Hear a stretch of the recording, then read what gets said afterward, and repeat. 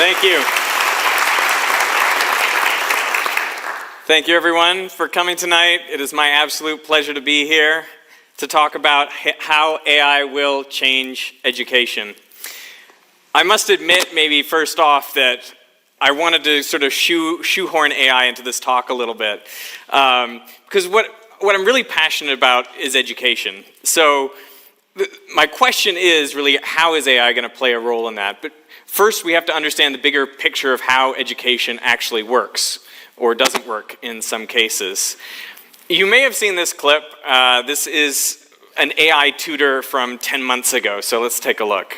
Can you first identify which sides of the triangle are the opposite, adjacent, and hypotenuse relative to angle alpha? All right, so I'm pretty sure this is the angle alpha right here, right? Perfect. That's correct.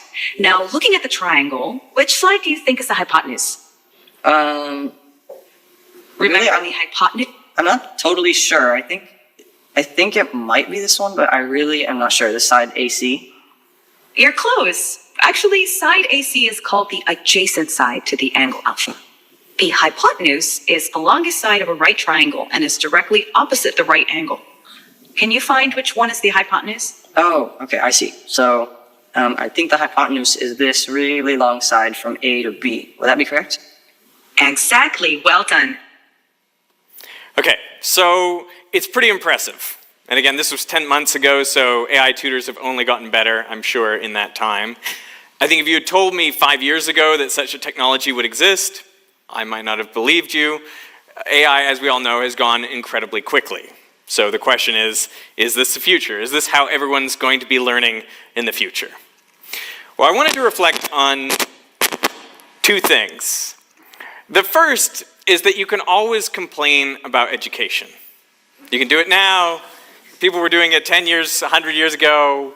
You can always complain about the state of education. And I can kind of see why. I've got some examples of like the failures of the education system for you right here. What's water made of? Water? Yeah. What makes water? Water. Okay, what elements does it take to make water? H2O. So what does that mean? It is water. Yes, H2O, it is water. Okay, this one seems like it's maybe going in a good direction, but then it takes a turn. See if you can spot where things go wrong. So what's happening to the level of carbon dioxide in the atmosphere right now? Well, I guess we've got this whole climate change, and and I guess people believe that obviously carbon dioxide is a impacts on climate change. So carbon dioxide, everything emits carbon dioxide. Trees, human beings.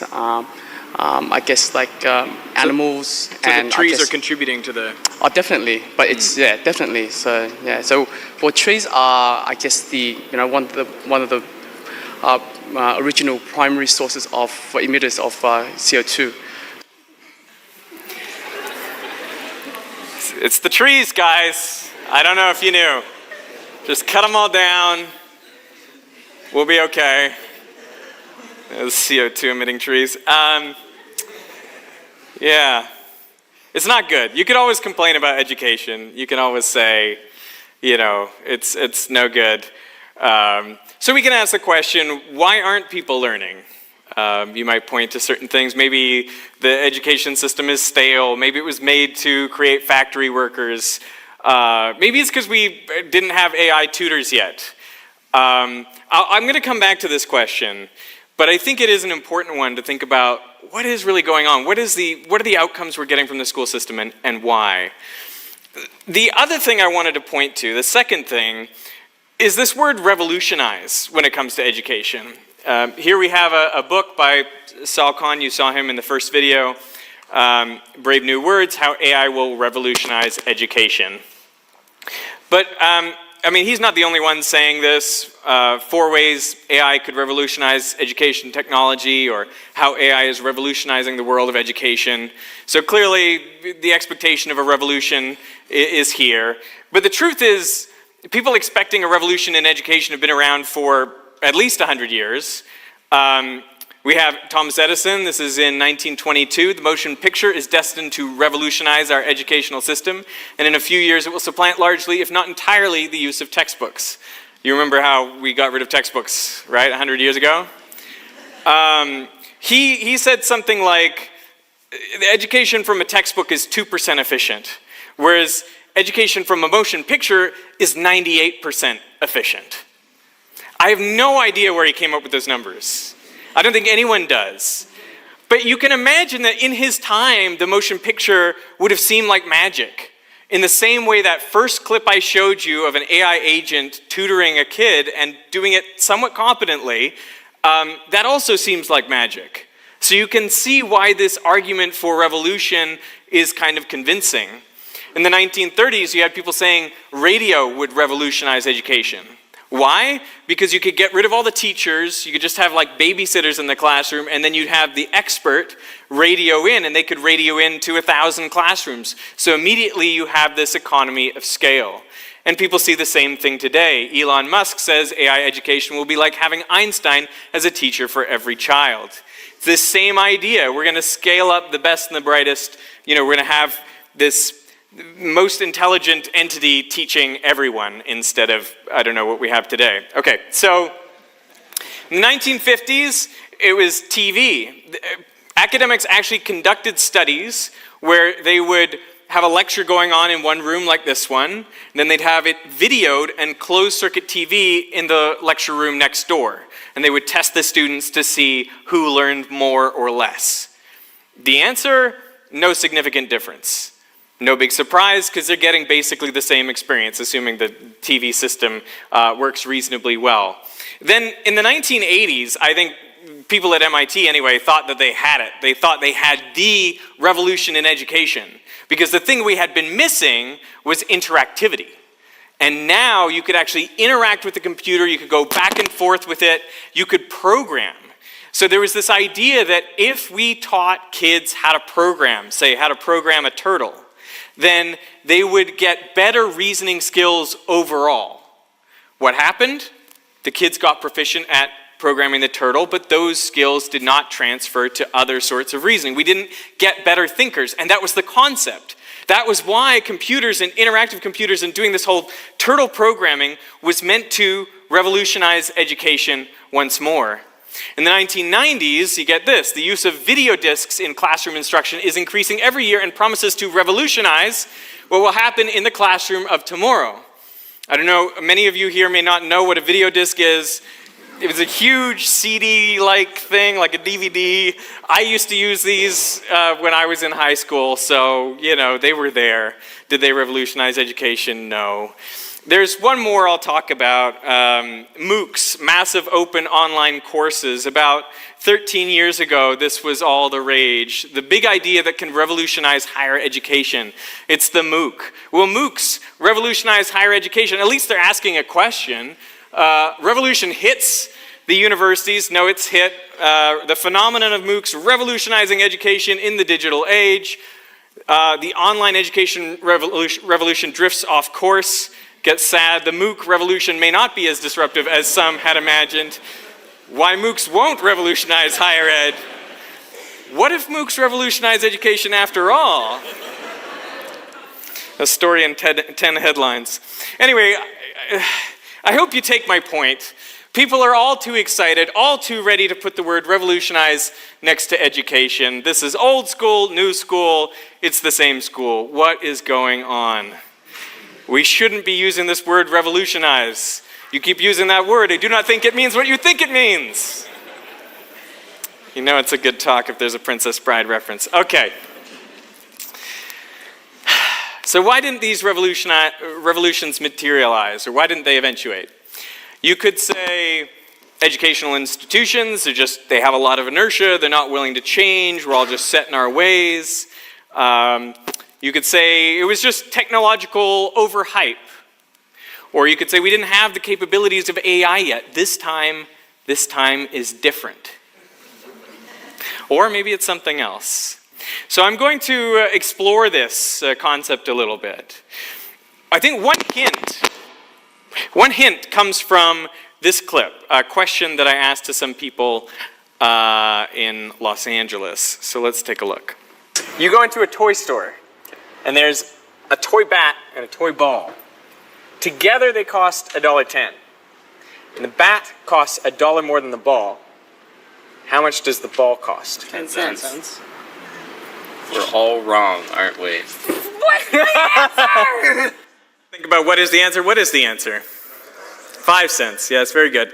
Now, like, I don't think these people are silly. I don't think they're stupid. I think they could work it out. You know, if the ball was 10 cents and the bat was $1 more than the ball, it would be $1.10. And so together, they would be $1.20, right? So the correct answer, obviously, you guys know it, 5 cents. So why do they all say 10 cents? It's because that number came to their head as they listened to the question. They don't know where that number came from, but it was in their head, and it sounded right, so they blurted it out, all at the same time. Really quite amazing, right? Something I love about that clip. So why do they do that? Well, the insights are in this book, which is one of my favorite books of all time, Thinking Fast and Slow by Daniel Kahneman. So in the book, he's talking about our two systems of thought. That we've got two kinds of processes going on in our brains at one time. The fast processes, system 1, and slow processes, system 2. And at the start of one of his chapters, he imagines, what if there was a Hollywood movie where these systems are turned into characters? And so I decided to take that inspiration and run with it. So I created these two characters inside my head. System 1 is on the left, and System 2 is on the right. Now, System 2 is kind of the person who you think you are. That's the voice in your head. It's a slow, effortful system. You know, thinking takes some effort. If you ask him to multiply like 13 times 17, he's going to say, I don't want to do it. But you could force him to do it, and he can go through a series of steps. So that's the thing about System 2, is it's slow, it's methodical, it can catch mistakes, it can work through processes, it can think about thinking.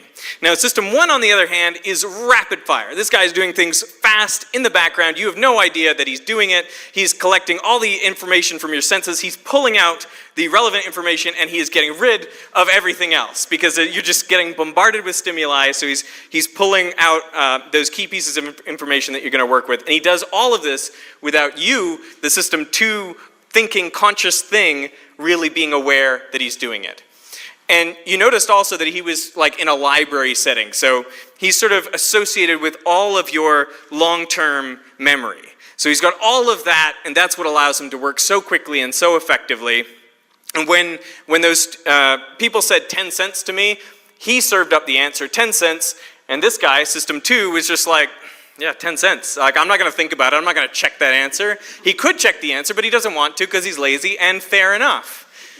The goal for us should not be always to use System 2, but it should be for us to know when we need System 2 versus when System 1 will be fine. So the idea is, hopefully you want to optimize, allow System 1 to handle everything that they can handle and only hand off to System 2 things that you need to. Now in my travels, I came across these two characters, and something that I thought about later was that they almost embody System 1 and System 2 together. So the question that I asked them was like, how long does it take for the Earth to go around the sun? Okay, so how long does it take for the Earth to go around the sun? What do you reckon, cuz? Isn't it 24 hours? Obviously a day, yes. Okay. I asked the question to System 2. He was like, I don't want to, like, what do you think? You know?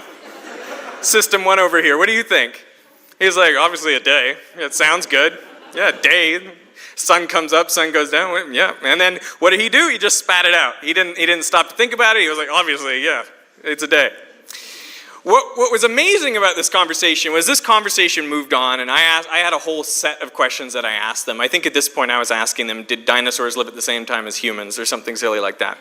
Anyway, that's what I was doing. And then I noticed a pause, and I was like looking at his face, and you could see that he was thinking. You could see that System 2 had snapped into action. So I just didn't interrupt, okay? Watch what happens.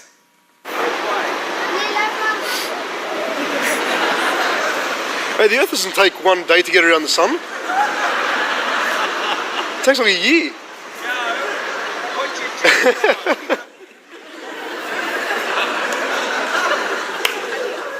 You see the shock on his face. The whole time he was just running System 1, and then at the very end it was like, whoa, hang on, wait a minute. All right. The thing about System 2 is that it is very limited. So this paper came out in '55, it's a classic. The magical number 7 plus or minus 2, the limits on our capacity for processing information. So the idea here was really that you can only handle 7 new things in your working memory that System 2 can deal with at one time, plus or minus 2. It turns out, over the years, that estimate of 7 has been revised down to about 4. And there's a test you can do to kind of assess this and figure out, okay, what is my span? How many pieces of information can I just work with at one time? So the way this test goes is I show you some numbers that you can look at briefly, and then I take them away, and what you try to do is say each number on the beat. There should be like a beat going. I don't know how we're going to do that, but you say each number, but you add 1 to it. So increment each digit by 1 after the numbers have disappeared. I think I'll do it for you so you guys don't feel weird about this. But I just wanted to demonstrate how we can show that this span is quite limited. Okay, so hopefully I get this right because I know what the numbers are. Okay, so here we go. There's some numbers. 6, 5, 0, 2, right? Okay, that wasn't too hard. You can make the task harder by, instead of adding 1, you add 3. And instead of having 4 numbers, you can go to 5 or to 6 to really push yourself and see what happens. What's amazing about this task, what's interesting about it, is that while you're doing it, while you're really activating System 2, there's physiological responses that take place. Your heart beats a bit faster, your skin gets a little sweatier, and interestingly, your pupils dilate. So when you're really thinking hard, when you're using that System 2 thinking, your pupils are actually expanding just a little bit. So I got a super macro lens and some friends, and I showed them numbers and then got them to do the add 1 task. And so we can try to see if you can spot the growing in the pupil of this eye while he's doing the task. Here we go. 4, 3, 9, 7, 2. Okay. There it goes a little bit. 5, 4, 0, Yeah. 8, 3. I feel like in the middle, when he's like in the middle of the numbers and he's still got to remember the remaining numbers, and it's like, you know, like it's just, and then at the end it sort of starts collapsing back. He's like, okay, now I can relax a little bit again. So it's interesting to see just how effortful this is. This measure is known as cognitive load, or another way of thinking of how much mental effort you are investing in something. And we can break down how the cognitive load is being expended into 3 categories. So there's intrinsic cognitive load, which is just the amount of cognitive load you need for a particular task. So in that case, you know, if I'm giving you 6 numbers, it's going to require a large intrinsic cognitive load. Or sometimes when we're doing something in physics, even something simple like F equals ma, which to, you know, physicists and stuff kind of is not that hard, but for a new student, each of those things is new and sophisticated. It's a complex concept. And so in fact, even that, just teaching that has a large intrinsic cognitive load. There's also things that are totally extraneous. These could be things like, I don't know, maybe there's someone chewing next to you, or your seat's uncomfortable. There's just distractions and things around you that are taking away from your ability to focus. So extraneous cognitive load is not great. And then finally we have germane cognitive load, which is, can you actually use your attention, use System 2 to do some maybe thinking about thinking, like observing kind of what you're going through as you're thinking through a problem, or noticing things that might be helpful patterns for you to use later. So germane load is great if you can get it. Now when it comes to, this is another really classic study, because one question you might have is, if we have such a limited system too, how do we accomplish anything? And if you go back several decades, people were wondering, what makes a chess master a chess master? Do they have really high IQ? Do they have great spatial reasoning? Do they have a really large working memory span, which is the kind of thing that we've been looking at? You know, what makes them unique? And these researchers got together and they did a study where they showed some different level chess players from beginner, intermediate, and grandmaster. I don't know if they were grandmaster, maybe just a master, but someone who's very experienced in chess. They showed these different people a chessboard like this that was basically stopped in the middle of a game, okay? They showed them this chessboard for 5 seconds. They had it in front of them, chessboard's there. And then they covered up the chessboard and they had another blank chessboard beside it. And they said to these chess players, okay, you've seen it for 5 seconds. Now put the pieces on the board exactly as they were in that chessboard that you just observed. When you ask novices to do this, they've only seen it for 5 seconds. When you ask the novice to do this, they will get about 4 pieces correct after looking at the board just once. In further iterations of the study, they were allowed to look at it for another 5 seconds and then put some more down. And so they were sort of counting up how many it took. But just on the first glance, a beginner could do 4 pieces. The grandmaster could do 16 pieces after one glance, after just 5 seconds of looking at it. Why were the grandmasters so good at remembering where all those pieces were on the board? That's a lot. It's because of a phenomenon called chunking, which is where you can see things that look like disparate bits of information, separate pieces of information, but you can actually see them as one thing. So in the case of the example I gave you earlier, if you reverse the order of these numbers, you get 1945, which is no longer 4 numbers, it's one thing, the year that the Second World War ended, right? And so that makes it much easier to remember. And this is true for basically everything we come into contact with. We're not normally dealing with it in its most basic chunk. So words, you know, you don't have to parse out every letter. Even phrases, you know, they have meaning and you can think of them as one thing. Or equations like this one for a physicist, those become one thing. Even the Schrödinger equation, yes, for a lot of people in the room, I imagine that's just a single entity in working memory and you don't have to, you know, you could write that down, you could close your eyes and write it down again. So the point is that the more we get experience with things, the more we practice, the more we interact, the more we use System 2 to work through problems, the more we develop this long-term memory. And that long-term memory allows us to chunk the things in our world, and that allows us to deal with much more complex situations. So that's exactly what's happening with a chess master. I have heard a lot of people say this: that class really taught me how to think, or that teacher taught me how to think. And I think that's more of a question than it might seem at first. I mean, at first it might seem like, yeah, that feels reasonable. Like, I think a lot of us have this experience where we feel like, oh yeah, after that I really learned how to think, I learned how to reason. But if you go back to this chessboard study, the next thing they did as part of the study was they rearranged the pieces, same number of pieces as before, but now they positioned them as though they would never occur in a regular chess match. They just put the pieces all over the place at random. You would never ever see this in a regular chess match. And they tested again the novices and the masters. And now the masters did no better than the novices.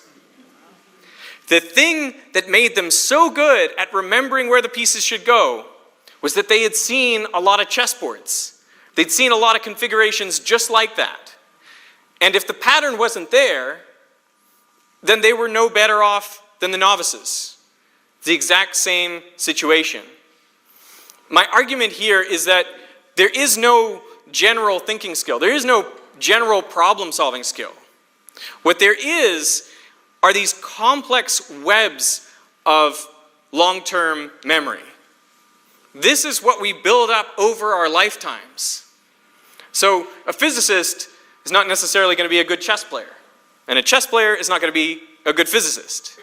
This applies to all domains, I would say. I mean, you can make arguments for specifics where you could say, yes, such and such skill will transfer. But I think in general, the idea is an expert in one field is not an expert in another. And it's just because of this. It's because that long-term memory that your System 1 is working with is really specialized to reflect the experiences you've had and to have recognized all the patterns in those experiences to allow you to chunk new situations when they come to you. It's so powerful when your System 1 is this really complex web that you don't even feel like you're thinking. In the same way that those people said 10 cents to me, if you ask Magnus Carlsen, what is he doing when he plays chess? Most of the time, I know what to do. I don't have to figure it out. Right? He's saying, I don't need System 2. System 1 is so well developed that it can solve any problem at a glance. For him, chess is a game of recognition. He recognizes the board in the same way that we recognize faces, or physicists recognize a physics problem, right? That's the way we get to be really good at things. So really what we want to be doing in education is using System 2's resources very carefully and repeatedly such that we store information in long-term memory to allow our System 1 to do things that effectively feel automatic. So, what are the implications of this for education? The first one is that we should eliminate extraneous cognitive load, which is fairly obvious. So you should have a comfortable seat, you should be able to see the board, everything should be legible, the sound from my microphone should be pristine and pure. I shouldn't have an accent. If I have an accent, it makes it harder for you. That's extraneous, just trying to think, what was that word? Stuff like that. Having subtitles sometimes helps. My wife loves to watch all TV shows with subtitles. So now that's what I do too. And yeah.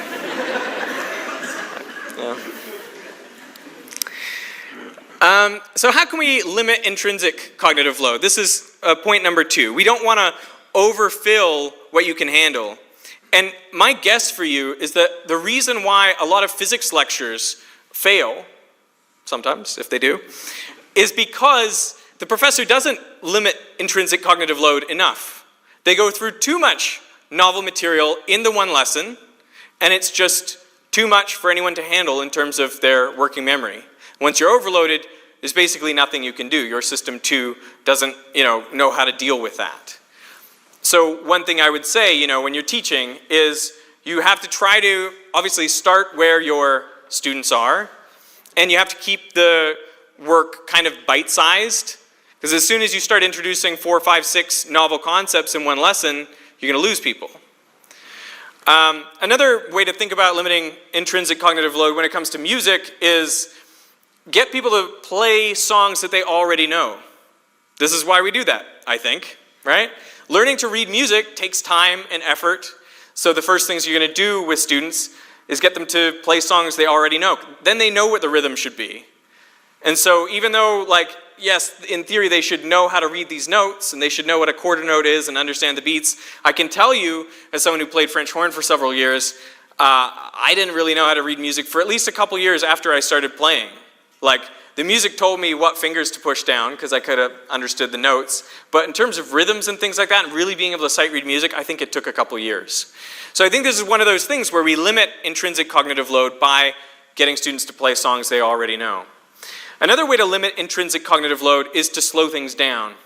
So anyone who's practicing music, for example, like this harpist, who's a friend of mine, she describes her practice like this.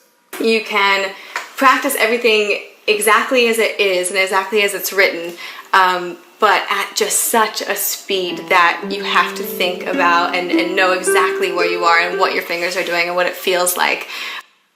So she's really talking about using System 2 there, very slowly, deliberately, effortfully, thinking through every little thing that she's doing in those moments. And then once she does that enough times, enough repetitions of this, you get something that looks like this.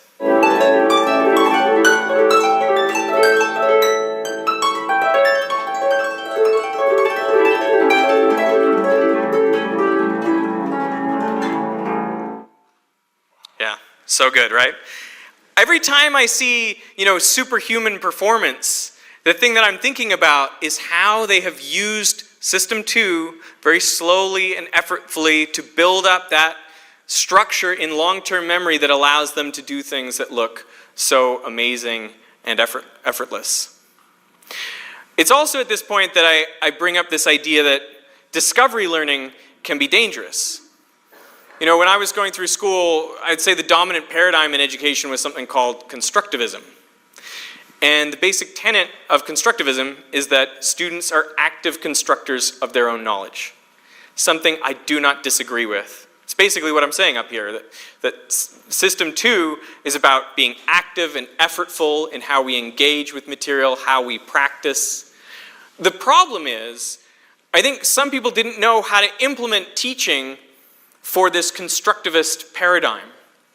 Their thinking was, if the students need to be active, then telling won't work. But that's not true. I'm telling you stuff right now. But I bet you're still being active and effortful in your brains, which is the place where you need to be active and effortful. So that was the problem with constructivism. And it led to some classrooms where people really pulled the scaffolding away from students, I would argue, too early.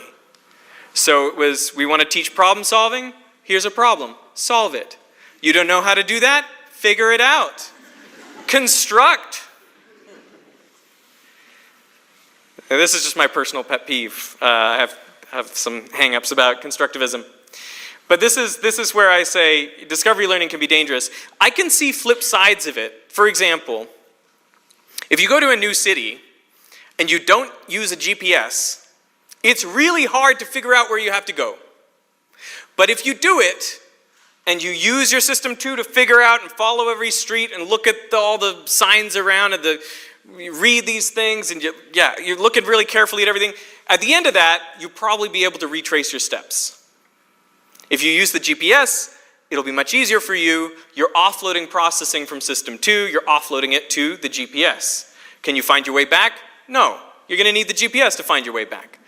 I think there has to be some balance in education between the kind of GPS guidance and the internal guidance. Ideally, I would love to see like a gradual phasing out of the support to allow, the person to figure out the directions on their own. This has been, I think, well backed up in research of things like the worked example effect. And this is even a further idea of sort of fading out the assistance as you go. But the idea of like first giving someone, hey, here's a problem, and here's how you solve it. Here's a problem, but it's not quite at the end. Here's a problem partially done, and here's one for you to do from start to finish, right? But it is this idea of like, I'm going to reduce your intrinsic cognitive load. I'm not just going to give you this problem at the end and say, figure it out. I'm going to give you this scaffolding because I know that what your working memory is very limited. That System 2 has very limited resources, and I'm not going to tax them with you trying to think about all sorts of things at the same time. I'm going to give you this assistance. So to me, this is the scaffolding that helps System 1 move through and learn new problems. I think, again, this is kind of a problem we have in complex domains like physics, where to the physics professor, everything's perfectly clear because their System 1 is so fully developed. But to a student, it's not. So this is the expert-novice divide. The professor can't see with the student eyes what that problem looks like, right? Only the student can see it that way. Okay, so what else do we need to do in education? We need to repeat that effortful practice until we achieve mastery. Why is mastery so important? Because when you show a skill with mastery, that means it's now a System 1 domain. For example, for all of us here in the room, our basic times tables, I imagine, are mastered. They're in System 1. You don't have to think about it. What's so useful about that? When you come to do other problems which require that information, you're not going to overload System 2 when you do it, because all that stuff is automatic. So that's the key. That's how we're going to get better and better performance, is by building up more and more capabilities which are automatic. If you never get to the level of mastery, then moving on is going to always cause you problems because you're going to be having to use extra areas in your working memory to deal with thinking about that first before you can think about the other thing. Next we have increased domain load. So how do you get people to engage in really active thinking, extra level active thinking? One thing that was tried, for example, with this problem, okay, so the bat and ball problem is actually from a test. I think it's called the cognitive reflection test. And I think there's actually 3 questions on this test. The bat and ball problem is only 1. But this test has been given out to thousands and thousands of people around the world, including incoming students at very elite colleges. And when you give this test, you typically find that about 90% of people get at least 1 wrong. At least 90% get at least 1 of the 3 questions wrong, and they're all kind of like the bat and ball problem in a certain way. So then what some researchers tried was, they thought, instead of printing out this test in like really clear font on nice white paper, we are going to print it out in like a terrible, very hard to read font, maybe photocopy it a few extra times so it gets really difficult to read, and crumple up the paper or something, and then we'll hand it out. And what happens? Well, the error rate drops to 35%. Making the test harder to read made students more likely to answer it correctly. Why? Because they didn't have that easy, like, okay, I can read it and an answer immediately comes to mind. They didn't have that experience.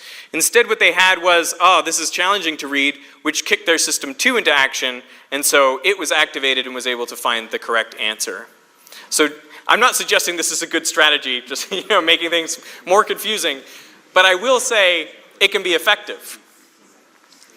And I feel like I'm seeing advertisers apply this sort of principle sometimes. In the old days of advertising, like the 50s, 60s, I feel like it was all about having a jingle, showing what your product did, why it was better than your competitors, and then having this great jingle that would just get stuck in your head and you'd all remember the name of the brand and why it's better, and And then these days, I think we've got so bombarded by advertising that System 1 has got great at tuning it out. And so now a new strategy I see some advertisers employ is, let's confuse people. This was a billboard that I saw in Sydney near the beach, and I was definitely intrigued. The power of unexplained, television, uncost the earth, unpay more, unspend more. It didn't really tell you anything. It's like, how is this good advertising? A few days later at a bus stop, I saw this, unexplained. With there is no stress, just unstress. No hassle, just unhassle. With you can undo what you did. You can undrive through the car wash with the window down, or unbreak dance in front of your teenage son and his mates, or unflood the downstairs laundry that now doubles as the pool room. Makes life relaxing and unreal. Your life. Be happy and live for now. Don't worry, unworry. What is this an ad for? Insurance. Yes, this is an insurance ad. But how lame are insurance ads? And this is pretty great. So they really got me. So what role is AI going to play if you believe in this picture of education that I've painted? I think the positive role that I see for AI is that it can provide timely feedback. And that's essential. When you are learning any skill, you're going to go through the repeated rounds of practice, and you're going to need immediate feedback in order to learn. When you're playing the harp, if you miss a note, you know immediately. That's great immediate feedback. If you're practicing tennis and your shot's in or out, you probably know, if it hits the net or goes over, you know right away. So these are really helpful in terms of training your brain. There are some different industries and some different professions where people seem like experts, but they're actually not. Stock pickers is one example, because you may get some feedback that like maybe this was a good decision or a bad decision. But honestly, the stock market is, at least in the short term, incredibly random. And so that feedback is never very informative for what you should do the next time. This has also been shown with political pundits and some economists. Anyone who's looking to predict these future trends which are much less reliable in terms of the validity of the environment. So one thing I see AI doing is providing this timely feedback, which will really help, as we saw in the first case with Saul Khan and his son. But the thing that I'm really worried about is how AI has this opportunity to reduce effortful practice. I have 4 kids who are 8, 6, 4, and 0. And I worry about them that, you know, if they're going to be, will they write an essay? Will they write 100 essays? If there is a generative AI that can write for them, what forces them to practice crafting those sentences? And if they don't craft those sentences, what happens to their brains? The argument here is that you get good at your command of the English language. You get good at being able to speak in front of people, at being able to express your thoughts in writing by doing it again and again and again and again. And you should suck at the beginning. And you shouldn't let that stop you, and you should keep going and going and making slight tweaks and improving and getting feedback and getting going. If they never do that, I really worry. What gets into System 1? You know, what is that? Do they have an amazing network of connected knowledge that they can draw on? Do they have things that are automated? I fear that they won't. How do we force people to have to do that painful, effortful work when there's a magic machine that'll do it for you? That's a big concern. What about drawing? You know, if you can just ask it to make a picture of whatever you like. The bat and the ball was AI, by the way. I can't draw. So, but again, like, what will happen to people's artistic abilities? So this is, I think, my biggest concern, is if it prevents us from going through this painful, effortful process, which is the core process of learning, using your limited System 2 resources to engage with things and practice again and again and again, even when it's hard, even when it doesn't feel good, even when you're not great at it. That is my big concern. I want to come back to these 2 big questions. Why aren't people learning, and why haven't the education revolutions materialized? To the first question, I want to be a little bit more generous to the people we saw at the beginning of this talk. Our brains are designed to help us be effective in this world, which means finding food and shelter, finding a mate, integrating socially so that we're not ostracized, you know, being able just to hang out and have fun. Like, all of those things are what we should be doing. And maybe it shouldn't be such a surprise that people don't know what elements it takes to make water, or even that CO2 could pose an existential threat. I know everyone in this room will agree, like, that's important. We should all know that, and we should figure out how to work with that. I guess what I'm saying is, I think it's understandable that a lot of people don't focus on that, don't know that, don't think about it. It's not part of the world that they exist in. Just because, you know, they're so busy with social media and Instagram or whatever, because that's about connecting with other people.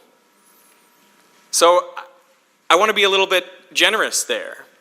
And when it comes to this question of why haven't education revolutions materialized with film and TV and radio and computers and MOOCs and now AI, part of me wants to say, I think we might have already found the best thing. Being in a room with other people, other learners, a teacher, and some time to talk. Education it's a social activity. You know, people care about other people. I think that the tech hype comes from a place of believing that the problem of education is not being able to get the information to the student. That's not the problem. It's not the problem now, and it wasn't the problem 100 years ago. When you have books, I mean, the information is all there, assuming people have access, the students had access to those books, and yet they're probably not going to learn very much unless they have a great teacher, unless they have a group of like-minded peers to go through that with them, unless they have a reason to do it. An analogy for you. You know, the world is full of heavy objects, and yet most people are not ripped. Do you see where I'm going with this? The world is full of fields, not many people running on them. There's plenty of ways to get exercise, but obesity is a huge problem. I hope the analogy, I'll get there. I think about teachers, because I was one, I kind of am one. I think about teachers a little bit like personal trainers. Like the gyms are there, but unless there's someone who you're going and you're